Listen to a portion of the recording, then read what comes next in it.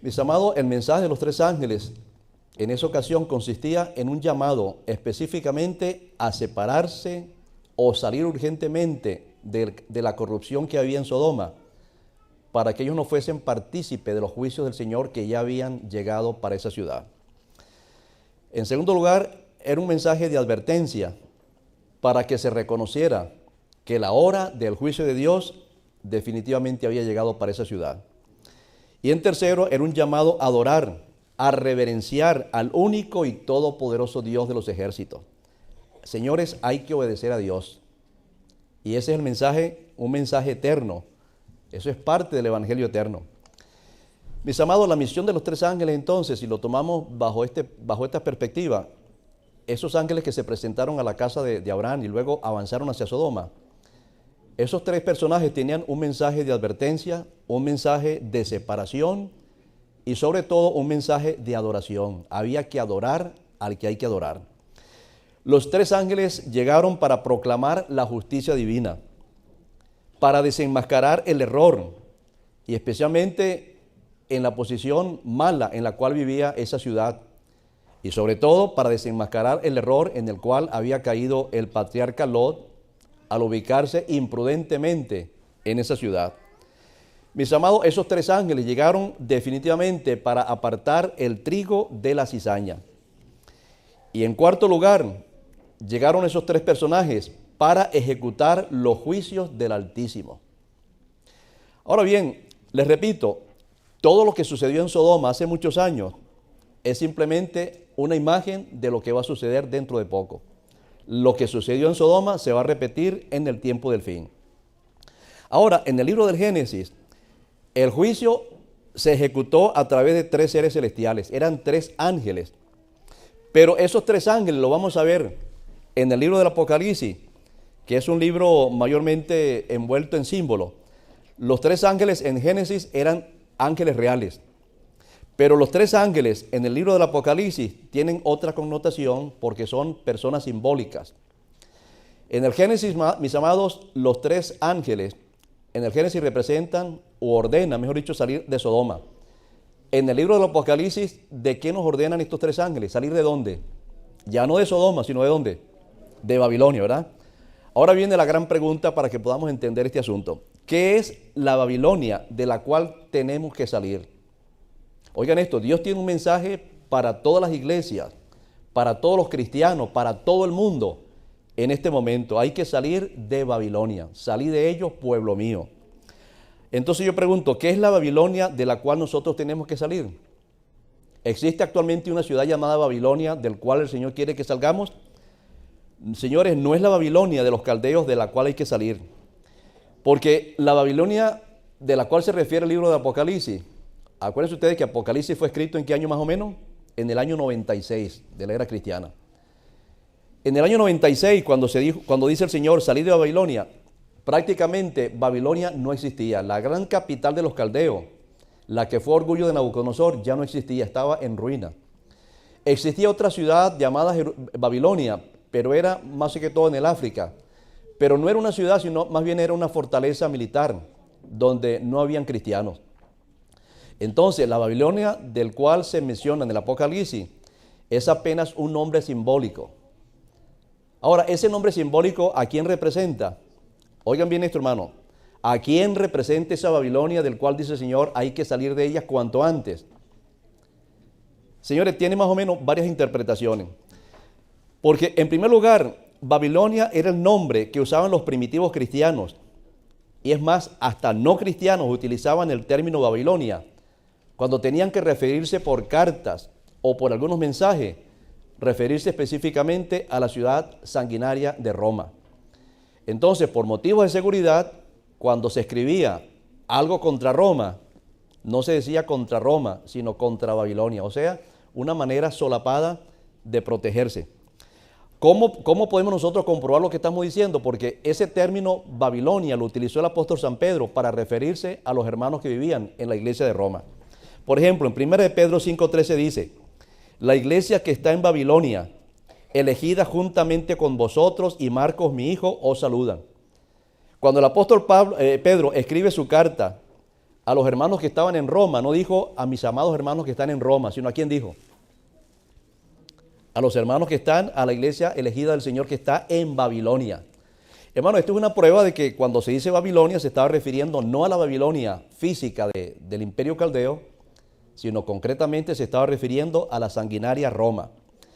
Pero no solamente el apóstol Pedro utilizó ese término, sino que también ustedes podrán ver en algunos libros apócrifos, que en los libros apócrifos se refiere a Roma con el nombre de Babilonia. Por ejemplo, si ustedes buscan en algún libro por ahí de los libros apócrifos, segundo libro de Baruch, en el capítulo 11, versículo 1, se dice que el gran sanguinario romano, como era Nerón, vivía o era el cabecilla de todos los sinvergüenzas que vivían en Babilonia. Pero él no utiliza el término Roma, sino utiliza Babilonia. También en otros manuscritos de la época, como fueron los oráculos civilianos, en el número 5, en el 143, dice, también en los oráculos se habla del gran Nerón que está huyendo de la gran Babilonia. Pero entendemos nosotros que no era de Babilonia, sino de Roma. Ahora bien, en segundo lugar, Babilonia es el nombre que usa la Biblia para referirse a todas las confusiones doctrinales en el cristianismo apóstata. No olviden ustedes, mis amados, que en este mundo hay un cristianismo verdadero y un cristianismo falso. El cristianismo falso obviamente está lleno de doctrinas, de procedimientos, de acuerdos, de concilios que nada tienen o no se pueden sostener en ningún momento con la santa palabra de Dios. Entonces, cuando el Señor dice, salgan de Babilonia, está diciendo, salgan de esas iglesias que están llevando a cabo un cristianismo totalmente falso, basado en ceremonias, en doctrinas, en tradiciones, pero que nada tienen que ver con la palabra de Dios. En tercer lugar, Babilonia es el término que se usa para hablar de la unión de tres poderes que se unen en el tiempo del fin para opacar los designios del Señor. En el libro del Apocalipsis, mis amados, ¿cuáles son los tres grandes poderes que se alían y forman una barrera contra los designios del Señor? Prácticamente sabemos que es el espiritismo, el romanismo papal y el protestantismo falso. Ahora, se sabe que la Babilonia involucra entonces esos tres poderes, porque, por ejemplo, ya en el capítulo 16 del libro del Apocalipsis, capítulo 16, versículo 19, que también habla de la estrepitosa caída de Babilonia, dice que cuando esta ciudad se cayó, ¿en cuántas partes se dividió la gran ciudad? Se lo voy a leer. Apocalipsis 16, 19. Y la gran ciudad fue dividida en tres partes. Y las ciudades de las naciones cayeron, y la gran Babilonia vino en memoria delante de Dios para darle el cáliz del vino del ardor de su ira. ¿En cuántas partes, hermano, cuando cayó la gran Babilonia, en cuántas partes se dividió la ciudad? En tres partes. Ahora, esas tres partes son las que vamos a encontrar en Apocalipsis 20. Vuelve y lo repite, es la bestia, ¿quién más? El dragón y el falso profeta. Entonces, mis amados, hablar de Babilonia en el libro del Apocalipsis, ¿a quién se refiere? Se refiere mayormente a la Roma, ¿no? Pero también se refiere a esos tres poderes, la bestia, el dragón y el falso profeta. Ahora, como Babilonia involucra estos tres poderes, entonces nosotros perfectamente podemos ahora decir que hablar de Babilonia es hablar de la bestia, de la gran ramera, del falso profeta, del anticristo y sobre todo ese título nada bueno que se presenta en Apocalipsis como es la madre de todas las rameras. Ese es otro título que le dan en el libro del Apocalipsis y sigue siendo la misma gran Babilonia. Ahora, señores, oigan lo siguiente. ¿Qué hizo la antigua Babilonia? Que Dios la toma como un ejemplo y como una advertencia y le dice a los cristianos de esta época, salgan de ahí cuanto antes para que no reciban de sus plagas y de sus propios pecados. Señores, toda persona que caía en las manos de los babilonios eran desfigurados totalmente como personas. No es que le desfiguraban el rostro, ¿no? Sino su personalidad era desintegrada. Era como agarrar una persona y descoserla totalmente y hacer una persona nueva. Se le cambiaba el nombre. Y eso lo podemos ver, por ejemplo, cuando leemos Daniel el capítulo 1, versículo 3, cuando estos judíos llegan a Babilonia. A los tres se les cambió el nombre. Y el nombre que se les puso eran los nombres de los dioses de Babilonia. Entonces se les cambiaba el nombre. No se les permitía en ningún momento hablar el idioma que ellos traían de donde sea. Había que aprender el caldeo inmediatamente. Se le cambiaba la cultura, se le cambiaba la religión. Los principios religiosos eran totalmente alterados. Hasta la alimentación era cambiada, el estilo de vida. Ahora, mucha gente, especialmente muchos psiquiatras en esta hora o en esta época, al analizar, por ejemplo, los elementos que se usan para desintegrar a una persona, muchos apelan al hipnotismo. Pero en Babilonia se utilizaba algo muy especial, era un vino preparado especialmente para atormentar a la persona, para enloquecerla, y tenía tal vez poderes hipnóticos también. En otras palabras, en el sistema de adoctrinamiento de Babilonia, parece ser que el vino era algo severamente determinante. Mientras bebía vino, había un proceso de adoctrinamiento donde la persona iba asimilando las cosas de tal manera que iba a resultar con otra personalidad. Es más, en los libros del Antiguo Testamento, especialmente me voy a referir ahora al libro de Jeremías, que era más o menos contiguo, paralelo a la incursión babilónica. Dice, por ejemplo, en el capítulo 51, versículo 7, que el vino de Babilonia se hizo famoso porque fue utilizado precisamente con ese fin. Dice, copa de oro fue Babilonia en la mano de Jehová. O sea que no solamente en el libro del Apocalipsis se habla del vino de Babilonia, sino que en la antigüedad ya Babilonia se había hecho famosa por su vino y por su sistema de adoctrinamiento. Vuelvo a leer, copa de oro fue Babilonia en la mano de Jehová, que embriagó a toda la tierra. De su vino bebieron los pueblos y se aturdieron, por tanto, las naciones. O sea, algo tenía ese vino y algo tenía el sistema de adoctrinamiento que la gente resultaba ser otro tipo de persona totalmente diferente a las personas que eran antes de llegar a Babilonia. Ahora, señores, como el vino de Babilonia tiene mucha importancia en la Biblia, que se menciona en el Antiguo y en el Nuevo Testamento, ahora surge esta pregunta, ¿qué pasa en la mente cuando uno consume vino?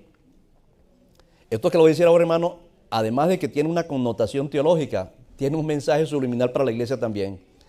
¿Por qué le digo este asunto? Porque hay muchos hermanos, y no me vengan con cuentos que yo sé, hasta de nombres, que dicen que una copita de vino de vez en cuando no hace mal, que sí que es bueno para el corazón, que sí es bueno para esto, que sí es bueno para lo otro. Pero hermano, las personas que llegan a esa conclusión es porque no han leído exactamente lo que dice la Escritura. No han oído especialmente lo que dice el don de profecía en cuanto a las bebidas alcohólicas, por más mínima que sea esa cantidad. Entonces pregunto, ¿qué pasa en la mente cuando se consume vino? ¿O qué puede hacer una persona cuando está bajo el efecto del licor? Tomen ahora lo que le voy a decir en cuenta. Efesios 5:18 dice, no os embriaguéis con vino. ¿Me están escuchando? No os embriaguéis con vino, en lo cual hay disolución. ¿Qué hay en el vino, hermanos? Dice, no os embriaguéis con vino, en el cual hay disolución. Antes bien, sed llenos del Espíritu del Señor. No os embriaguéis con ¿qué cosa? Con vino, porque en el vino hay ¿qué cosa? Disolución. El vino lleva a la disolución. Ahora yo pregunto, hermano, ¿qué significa esa palabra disolución? Disolución es libertinaje. Ustedes pueden buscar esta palabra en cualquier diccionario. Y disolución es libertinaje, desenfreno. Disolución es separación, es desunión. En otras palabras, el borracho, y no estoy hablando solamente del vino, el que se emborracha queda totalmente desconectado de la realidad. Todos los que han bebido, todos los que logramos beber en alguna ocasión, sabemos, hermanos, que esto es una gran realidad. El que bebe queda totalmente desconectado de la realidad. Esto significa que una persona ebria no logra ver las cosas tal como son. ¿Me están entendiendo? El que tiene unas cuantas cervezas encima o unas cuantas copas de licor, hermano, no puede lograr ver las cosas tal como son. Está totalmente engañado. Ahora, ¿qué más hace el vino en la mente del ser humano? Yo le estoy dando las razones bíblicas. Yo no estoy diciendo lo que los médicos hablan, no, pero le estoy diciendo lo que dice la Biblia. Al beber hay disolución, o sea, libertinaje, desenfreno, separación, desconexión de la realidad. Pero ¿qué más dice la Biblia? Proverbios 31, 4 y 5 dice, no es de los reyes, esto no lo dice Salomón, lo dice el rey Lemuel, profecías de su propia madre, o los consejos de su mamá a este rey. Dice, no es de los reyes, oh Lemuel, no es de los reyes beber vino, ni de los príncipes la sidra. En otras versiones dice, no es de los príncipes ni siquiera la cerveza. Ahora dice el versículo 5, no sea que bebiendo se olviden de la ley de Jehová y perviertan el derecho de todos los afligidos. ¿Está claro hasta aquí, hermano? ¿Qué pasa entonces con la persona que bebe? Queda desconectado de la realidad, Encima de eso, tiende o queda en una posición lista para opacar o por lo menos violar la santa ley del Señor. Como estamos hablando del vino de Babilonia, entonces llegamos a la conclusión, paralelamente a lo que estoy diciendo, que definitivamente el licor nubla la mente. El licor hace que las personas pierdan el juicio. La gente logra aceptar cosas que no son. El borracho hace cosas que jamás haría si estuviese en su sano juicio. El borracho se olvida finalmente de la ley de Dios. Hermano, todos hemos visto lo que hacen los borrachos. Tengo un amigo en Venezuela, bueno, ya murió, que en plena fiesta estaba bien vestido, estaban celebrando un matrimonio, mejor dicho, estaba muy elegante, pero ya tenía unas cuantas cervezas encima, unos cuantos whisky, creo yo. Y resulta que le dio calor en la mitad de la fiesta. ¿Y saben ustedes qué hizo para quitarse el calor? Se metió en la regadera de la casa. Y salió mojado y se sentó mojado como si no hubiese pasado nada. Señores, pero ¿quién hace una cosa de esa? Solamente la persona que está borracho. Hay personas, hermanos, que andan por la autopista a 160 kilómetros, 170. ¿Y por qué lo hacen? Porque están borrachos, están desconectados del sentido común. La Biblia dice que las hijas de Lot, cuando salieron de Sodoma, tuvieron primero que emborrachar a su papá, lo dejaron bien borracho y luego se acostaron con él para procrear. Y lo hicieron no solamente una noche, lo hicieron varias noches después. Hermano, si ese hombre no hubiese tomado licor, nunca hubiese hecho esa cosa tan asquerosa. Pero las hijas tuvieron que emborracharlo para lograr lo que conseguían. Lo que nos quiere decir entonces la Biblia es que Babilonia primero tiene que emborrachar al mundo para que entonces puedan aceptar, creer y defender las doctrinas, las mentiras y todas las abominaciones que ellos están proclamando en el mundo. ¿Qué es lo que tienen que hacer, hermanos, las religiones falsas? Primero, emborrachar a las personas para que no sepan lo que están haciendo, a fin de que puedan aceptar alegremente y puedan defender hasta con su propia vida las propias doctrinas de estas iglesias falsas. Dicho en otras palabras, señores, se necesita estar bien borracho para no ver lo que la Babilonia engañosamente le ofrece al mundo. Señores, hay muchas cosas que son supremamente claras y transparentes. En la Biblia hay muchas cosas que son extremadamente claras, no necesitan ni siquiera discriminar de nada, porque son demasiado claras. Por ejemplo, el asunto del sábado. Señores, ¿por qué la gente no acepta el sábado como día de descanso? Cuando es una de las doctrinas más claras que hay en la palabra de Dios. La Biblia tiene más de 200 versículos donde habla de la solemnidad del sábado. En primer lugar dice que el sábado fue creado para el ser humano. El sábado existía antes que existiera el pecado. El sábado es el único día que se menciona insistentemente en toda la Biblia con el título del Señor, mi día santo, mi día consagrado. El sábado es el cuarto mandamiento de la santa ley de Dios. El cuarto mandamiento ordena a todos los seres humanos que se detengan en su trabajo en el día viernes y descansen las 24 horas del día sábado. El sábado es una señal entre Dios y su pueblo. Una señal, dice Éxodo 31, es una señal permanente por todas las edades. También dice la Biblia que Jesús guardó el sábado, que los apóstoles guardaron el sábado, que inclusive la Santa Virgen María se preocupó por guardar el sábado. Y también dice en el libro del profeta Isaías que el día sábado se va a guardar por toda la eternidad. Sin embargo, una verdad tan clara como es el asunto del sábado no se acepta. Se cuestiona, se le busca 20,000 problemas para no aceptarlo. Señor, y entonces yo pregunto, ¿por qué no aceptan el sábado que está tan claro y aceptan un día que realmente no tiene ningún origen ni ninguna raíz espiritual como es el domingo? Surge la siguiente pregunta, ¿cómo lograron entonces los papas, cómo logró el Vaticano imponer el domingo a los cristianos como el día del Señor? ¿Cómo logró la Iglesia Católica poner el sábado por el suelo y establecer un día falso? Señores, primero necesariamente tuvo que emborrachar a las naciones, porque eso es lo que dice la Escritura, han embriagado a las naciones. ¿Cómo lo logró entonces? En primer lugar, con la solemnidad de sus concilios. Esos concilios, hermanos, eran liderados públicamente por el Papa y sus cardenales, y esto le daba un gran respaldo, porque supuestamente ahí estaba el representante legal de Dios. En segundo lugar, crearon doctrinas crueles y espantosas para amenazar y espantar a los desobedientes. Por ejemplo, la doctrina del infierno, la doctrina del purgatorio, la doctrina espantosa del limbo, la excomunión, el interdicto, estaban inclusive las maldiciones del Papa, el tormento eterno. En fin, hermanos, se crearon ciertas doctrinas para que los sentimientos fuesen paralizados. En tercer lugar, aparece la mano del diablo. Aparece la mano del diablo haciendo milagros para apoyar el domingo y opacar el santo día del Señor. Por eso, hermanos, yo siempre digo a los hermanos que por favor no crean en milagros. Porque Dios, hermanos, le da más importancia a la obediencia que a los milagros. El diablo es un especialista en hacer milagros. Y los grandes milagros, señores, están a punto de suceder en este mundo. Va a haber momentos, en estos días lo leí en el libro Evento de los Últimos Días, donde dice el espiritismo, la fuerza que tomará el espiritismo en los últimos días, donde habla que personas que han muerto, que las conocemos, comenzarán a aparecer dentro de poco. Y los que no tengan bien claro los principios de la palabra de Dios terminarán creyendo en esos espíritus que están saliendo. Señores, la iglesia se valió de la mano del diablo para establecer el domingo también. En el sentido que después del concilio, cuando se decretó finalmente que que el domingo era el verdadero día de descanso, entonces, hermano, apareció la mano del diablo con los milagros. Se sabe, por ejemplo, que en el siglo XII aparece uno de los primeros espantosos milagros en el catolicismo. Los papas y cardenales le mostraron a todo el mundo un pergamino que había caído misteriosamente del cielo y vino volando y se metió en la iglesia de San Simeón, en el Gólgota, y cayó justamente ese pergamino en el púlpito del obispo que presidía esa congregación. Cuando ellos leyeron ese pergamino extraño que venía del cielo, el pergamino expresaba que realmente el domingo es el día del Señor. Hermano, ¿quién va a creer en semejante cuento? Cuando la Biblia dice todo lo contrario. Y además de eso, muchas personas que salían a trabajar en las horas del domingo comenzaban misteriosamente a sufrir de parálisis. Usted puede leer estos detalles, por ejemplo, en el conflicto de los siglos.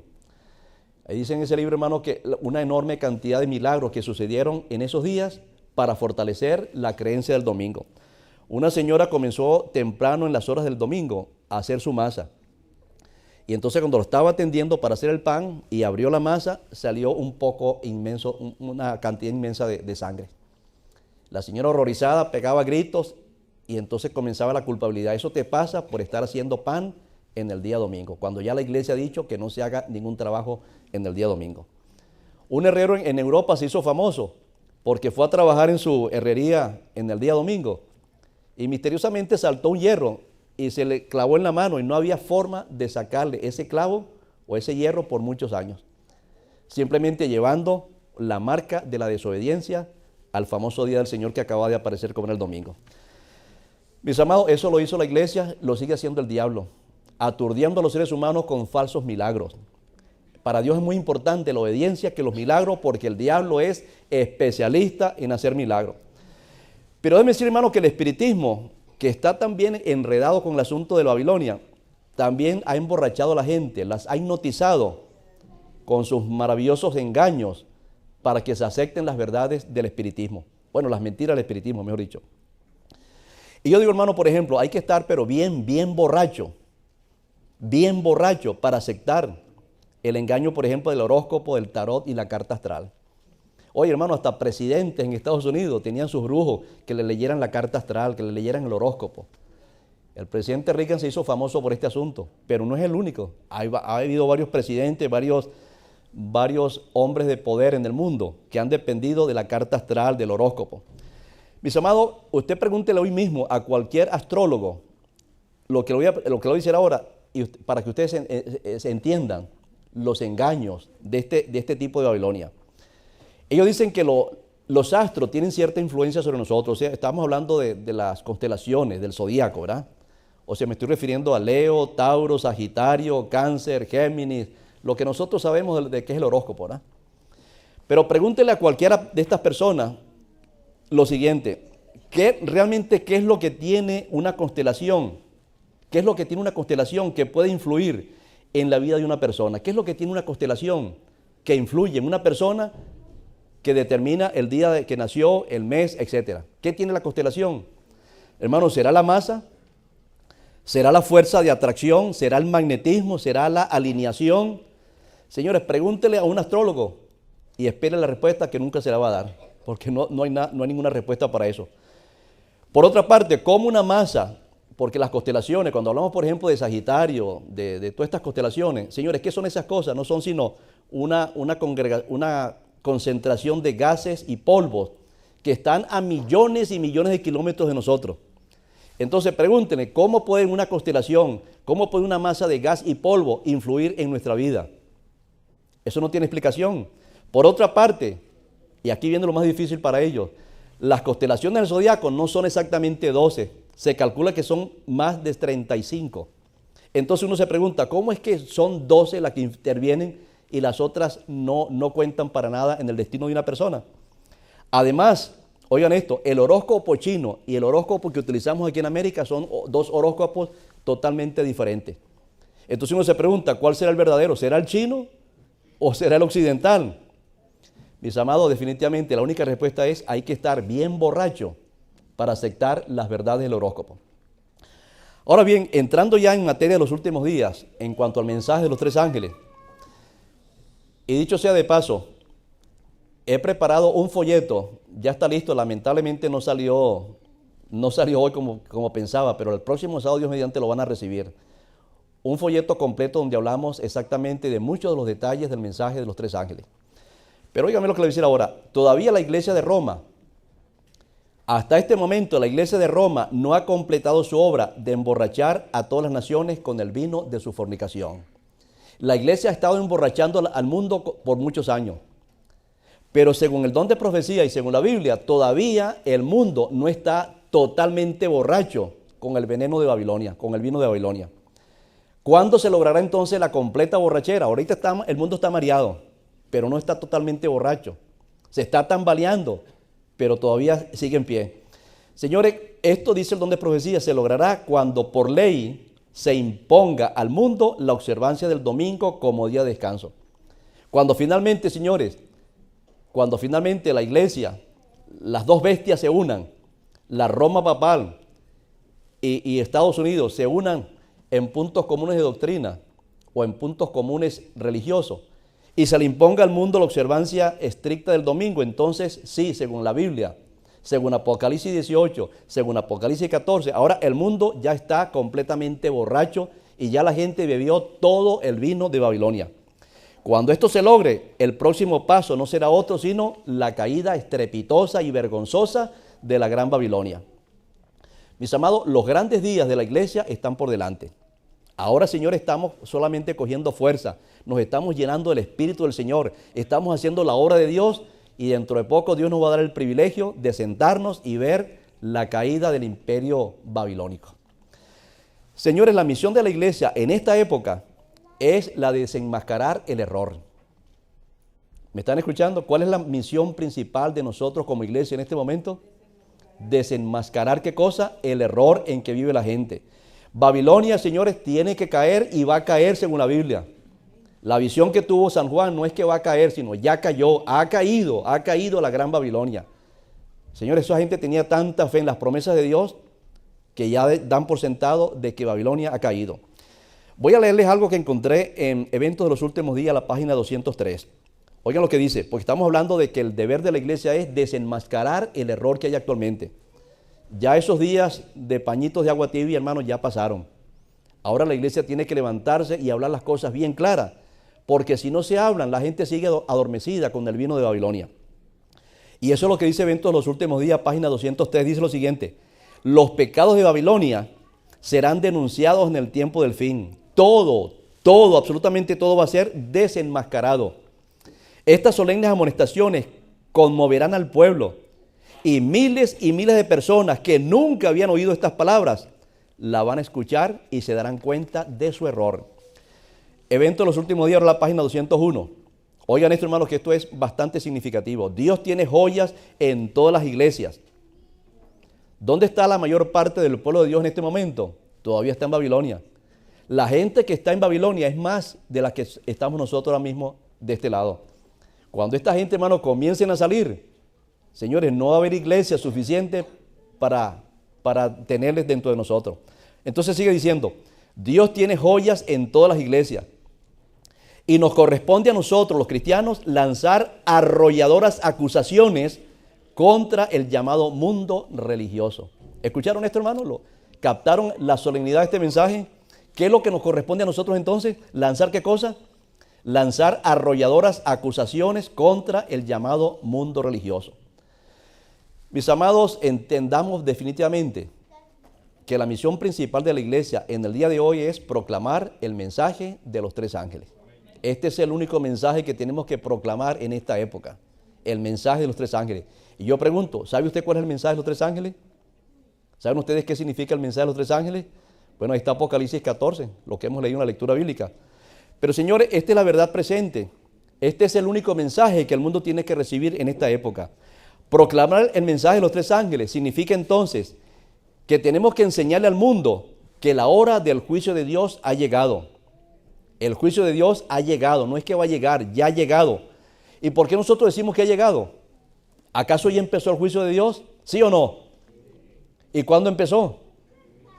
1844, hermano, el juicio ha comenzado por la casa de Dios. ¿Y por qué por la casa de Dios? Hermano, porque como va a haber dos resurrecciones, primero tienen que irse al cielo los que están preparados, o sea, la casa de Dios. Los otros van a ser juzgados por la iglesia, los que sean salvos. Entonces, hay que enseñarle al mundo que ya el juicio comenzó. En segundo lugar, el mundo tiene que saber que la santa ley de Dios no ha sido abolida. Y por esa ley, todos los seres humanos van a ser juzgados y están siendo juzgados. Tenemos nosotros, hermanos, como iglesia, estar proclamando los 10 mandamientos de la santa ley de Dios. En tercer lugar, Dios tiene un santo día de reposo, que es el sábado. Guardar el sábado es guardar el cuarto mandamiento de la ley de Dios. Hay que enseñar al mundo que está observando un día que no es. A los musulmanes que no es el viernes. Y a los otros cristianos que no es el domingo, sino es el santo sábado del cuarto mandamiento de la santa ley de Dios. Al guardar el santo sábado, estamos proclamando a Dios como el creador y sustentador de todo. Definitivamente, señores, guardar el sábado es adorar al creador. En quinto lugar, ¿qué significa entonces proclamar el mensaje de los tres ángeles? A manera de catecismo, proclamar el mensaje de los tres ángeles significa también hacer un llamado al pueblo de Dios que todavía está dentro de Babilonia, para que salga y abandone esas falsas congregaciones que pronto tendrán los juicios del Señor. Ahora oigan este siguiente planteamiento. Los tres ángeles que vio San Juan, hermano, yo pregunto, ¿serán ángeles reales que vendrán en el tiempo del fin? ¿Serán tres ángeles que debemos esperar que en cualquier momento aparezcan en el cielo? Díganme, hermano, ¿sí o no? Por supuesto que no. Porque a fin de cuentas, señores, el mensaje de los tres ángeles, lo que San Juan vio no es otra cosa sino la iglesia representado en tres ángeles. No es que vamos a esperar que aparezcan tres ángeles. Y se los digo, hermano, porque la labor de predicar no se le encargó el Señor a los ángeles. ¿A quién se la dio la iglesia? Al Señor. Fue a la iglesia, ¿verdad? Por tanto, vayan por todas partes y proclamen el evangelio. Ahora oigan esto, señores. Después que la iglesia haya terminado el mensaje del tercer ángel, ¿qué fue lo que vio San Juan? ¿Cuál fue la próxima visión de San Juan? San Juan vio tres ángeles que traían el evangelio a toda criatura, nación, lengua y pueblo, diciendo en alta voz lo que ya sabemos, ¿eh? Salgan de Babilonia, entre otras cosas. Pero oigan esto, después que los tres ángeles dan su testimonio, ¿cuál es el próximo paso? Miren lo que dice aquí ahora. Después que la iglesia terminó el mensaje del tercer ángel, San Juan ve otro ángel que alumbra toda la tierra. Había visto tres, pero ahora aparece uno. Es el cuarto ángel. ¿Me están entendiendo hasta aquí? San Juan ve tres ángeles, pero de repente, hermano, ahora aparece otro cuarto ángel. ¿Y qué hace el cuarto ángel? Apocalipsis 18, 1 y 2 dice: después de esto vi otro ángel descender del cielo con gran poder, y la tierra fue alumbrada con su gloria. Y clamó con voz potente diciendo: ha caído la gran Babilonia, y se ha hecho habitación de demonios, y guarida de todo espíritu inmundo, y albergue de toda ave inmunda y aborrecible. Señores, después de los tres ángeles, ¿cuál aparece entonces? El cuarto ángel, ¿verdad? Ahora, ¿qué significa ese cuarto ángel? ¿Qué significa ese cuarto ángel? Hermano, ese cuarto ángel, pongan mucha atención, no es una nueva luz para la iglesia. El cuarto ángel no es una nueva luz que estamos esperando. No es una nueva iglesia que va a surgir. No es una modificación de la iglesia adventista. Ahora de los adventistas aparece otra iglesia de los iluminados. No, hermano. El cuarto ángel no es una nueva luz, no es una nueva iglesia, no es una nueva doctrina, no es una nueva organización. Según la Biblia y el don de profecía, el cuarto ángel es una imagen de la iglesia que ahora está lista para recibir a Jesús en gloria en su segunda venida. El cuarto ángel, ¿qué es? Una representación de la iglesia que ahora está llena del poder del Señor. El cuarto ángel es la iglesia que brilla por la justicia de Cristo. Amén, hermano. ¿Qué es el cuarto ángel? Porque en el capítulo 16 vemos la iglesia predicando el mensaje de los tres ángeles. Pero ese mensaje, hermano, tarde o temprano va a terminar. No vamos a estar aquí en este tiempo predicando en todo momento. Después de esto, la iglesia termina su obra y ahora, hermano, la iglesia estará lista para recibir al Señor. El mensaje central del tercer ángel es la justificación por la fe. ¿Me están entendiendo? El mensaje central del tercer ángel es la justificación por la fe. Pero oigan esto, la proclamación de la justificación por la fe tomará tanta fuerza que se convertirá en lo que se conoce como el fuerte pregón o el fuerte clamor de la iglesia. ¿Me están entendiendo hasta aquí, señores? ¿Repito esto o no? El mensaje del tercer ángel es la justificación por la fe. Pero la justificación por la fe va a ser definitivamente aceptado en su plenitud por la iglesia. Y entonces ese poder se va a convertir en lo que se conoce como el fuerte pregón. El mensaje de la justificación por la fe tomará mucha fuerza, no solamente porque se hablará de él, se predicará desde los púlpitos, que volvamos a aceptar la justicia de Cristo, sino que en el tiempo del fin dejamos de hablar de la justificación por la fe y ahora la iglesia vive en carne propia la justicia de Cristo. ¿Entendieron o no entendieron? Por supuesto, hermano.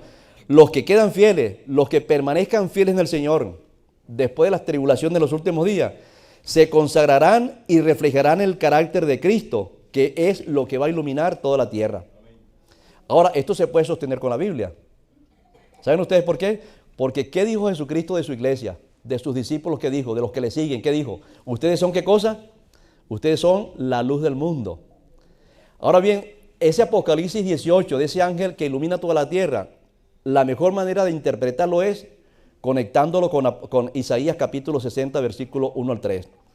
Porque aquí, hermanos, se habla de la iglesia, de la misión de la iglesia remanente en el tiempo del fin. Isaías 60, 1 al 3 dice, levántate, resplandece. ¿Qué es lo que vio San Juan? Que la iglesia era iluminada por la gloria del Señor. Resplandece, dice aquí ahora, levántate, resplandece, porque ha venido tu luz y la gloria de Jehová ha nacido sobre ti. ¿Qué es lo que hace, hermanos, que la gloria de Jehová brille en la iglesia? La justificación por la fe. No hay otra doctrina. Porque aquí que tinieblas cubrirán la tierra. Hermano, lo mismo que vemos en Apocalipsis, una tierra llena de tinieblas espirituales y oscuridad las naciones. Mas sobre ti nacerá Jehová y sobre ti será vista su gloria. Y andarán todas las naciones a tu luz y los reyes al resplandor de tu nacimiento. ¿Qué hacían los reyes en Babilonia? Fornicaban con la gran ramera, ¿verdad? Ahora, ¿qué hacen los reyes después que la iglesia se llene de la justicia de Cristo? Ahora, hermano, ahora son los reyes que andan no en los engaños y el veneno y las borracheras de Babilonia. Ahora andan a la luz de una iglesia que brilla porque ha aceptado la justicia de Cristo. Mis amados, el cumplimiento de estas profecías está conectado entonces con todo lo que es el Apocalipsis capítulo 16 y el capítulo 18. La iglesia remanente, hermano, finalmente comprenderá lo que es la justicia de Cristo y la vivirá. El mensaje de la justicia de Cristo, esto lo voy a leer ahora de Joya de los Testimonios, tomo 2, página 374, escrito en 1900. Con estas dos citas voy a terminar. El mensaje de la justicia de Cristo ha de resonar de un extremo de la tierra hasta el otro para preparar el camino del Señor. Esta es la obra de Dios que termina la obra del tercer ángel. Hermano, definitivamente, ¿qué es lo que va a hacer que Babilonia se estremezca y caiga? ¿Qué es lo que va a suceder, hermano? ¿Qué es lo que va a haber en la iglesia? ¿Qué es lo que tiene la iglesia que hace que Babilonia tiemble y caiga? Hermano, cuando abandone sus pecados, cuando se consagre a Dios, cuando dejemos de estarnos mirando mal unos con otros, cuando dejemos todo tipo de sospecha, cuando haya amor entre nosotros y cuando reflejemos el carácter de Cristo, ahora la iglesia ilumina. Y es esa iluminación de la iglesia lo que va a sacudir a Babilonia y caerá definitivamente. El mensaje de la justicia de Cristo ha de resonar de un extremo de la tierra hasta el otro para preparar el camino del Señor. Esta es la obra de Dios que es la que va a terminar la obra del tercer ángel. Y palabras de vida del gran maestro, página 342. El último mensaje de clemencia ha de darse al mundo. Es una revelación de su carácter de amor.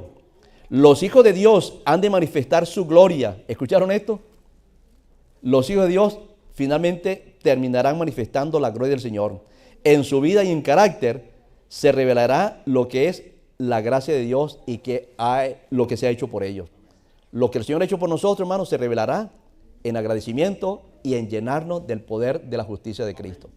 Definitivamente, señores, esto es lo que va a lograr la iglesia en el tiempo del fin. Obviamente, no todos en la iglesia se van a consagrar. Hay personas, hermanos, que son como los patos, ¿verdad? Son impermeables al agua. Buenos sermones, malos sermones, sermones aburridos, pero ellos lo mismo, no les importa nada. Hay que hacer obra misionera igualitos como siempre. Pero, hermano, si hay algunos que toman las cosas en serio y se van preocupando por su salvación, entonces se van viendo que no tienen ninguna preparación para la eternidad y desesperados buscan la justicia de Cristo. Esos son los que el Señor va a llenar de su Santo Espíritu. No va a ser el 100% de la iglesia, tal vez será un 40%, un 20%, pero señores, con el poquito que quede, Dios terminará su obra, definitivamente. Lo que tenemos que preocuparnos es que nosotros estemos desde ese poquito que va a quedar, ya sea el 10, el 15%, el 1%, pero hermanos, que en ese 1 o en ese 2 o en ese 5 estemos nosotros presentes. Lo que he tratado de decirles esta mañana es que tenemos como iglesia un gran mensaje que dar. No podemos, hermanos, seguir descansando cómodamente como hemos hecho hasta ahora. El miércoles pasado tuve un incidente bastante desagradable. Tuvimos un culto maravilloso aquí con el poquito gente que había. Nos fuimos todos contentos y llegando a la casa, hermanos, cuando salí de la autopista que estaba tomando la vía para la casa, vi que la policía había cerrado todo ese sector y me paré un poquito como medio curioso para ver qué estaba pasando. Y hermano, una escena tan desagradable. Un carro había atropellado a una mujer y ahí junto al cadáver estaba el cochecito de su hijo. Hermano, y yo dije dentro de mí, esa persona habrá bajado al sepulcro, habrá muerto en los caminos de Dios. ¿Qué persona había destinado el Señor para que le predicara y no lo hizo en su debido tiempo? O si había aceptado a Cristo, no lo sé, hermano. Pero cada persona que muere debe dolernos a nosotros en nuestro corazón. Cada persona que muere es una persona, hermano, que tenía que haber recibido el mensaje de salvación. Y nosotros como iglesia estamos encargados justamente para eso, predicar el Evangelio con nuestro testimonio, pero el testimonio más grande es llenarnos del Señor. Porque entonces, solamente así, la justicia de Cristo, hermano, va a brotar de nuestro ser. Y el mundo conocerá que hemos andado en los caminos de Dios. Que Dios nos bendiga, hermanos, como iglesia. Y ojalá que nos consagremos y prediquemos el mensaje de los tres ángeles.